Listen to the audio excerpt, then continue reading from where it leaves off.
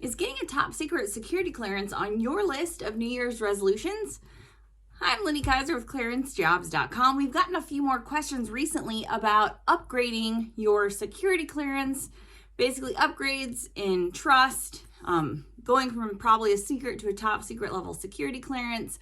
Not sure why we're getting more queries about that. Certainly there's a good chance that folks who have been in the cleared population, as their employers are looking at reskilling, upskilling, transferring their personnel within positions into contracts, having a top secret security clearance in demand. That top secret, especially that TS-SCI population, a very small limited talent pool, bringing new people in can still take upwards of 300 days to get that security clearance for new clearances. So where somebody is in your population and you can move them into a position that requires a top secret clearance, that can certainly happen a lot faster than getting a new person onboarded and having to apply for a new security clearance. And again, we just see we have a very limited cleared talent pool right now, especially at the TS clearance level.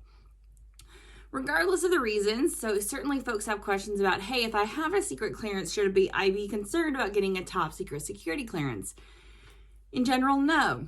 The process, the adjudicative guidelines are the same for a secret versus a TS clearance. So if you've successfully obtained a secret security clearance, you should in general have good chances of obtaining a security clearance if, big caveat, if the things that might be an issue are present on your SF-86 and have previously been disclosed.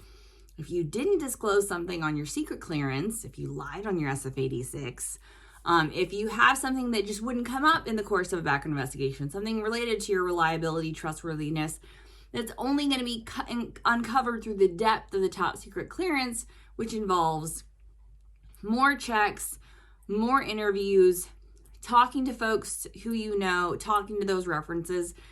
The secret clearance process is generally just consists of automated record checks and vetting and verifying things on the SF-86.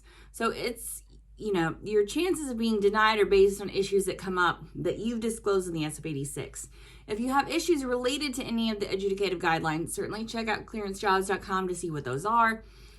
If there are issues related to the adjudicative guidelines that didn't come up in the course of the background investigation that weren't previously listed on your SF-86, you could see your top secret clearance denied even though you had your secret clearance approved. Where that is an issue if you currently have a secret clearance, and why we see this question come up, is because if your top secret clearance denied, it has a trickle-down effect to your eligibility. Your secret level clearance will also be revoked, because if you're not, the eligibility requirements are the same. Investigations are different, eligibility guidelines the same.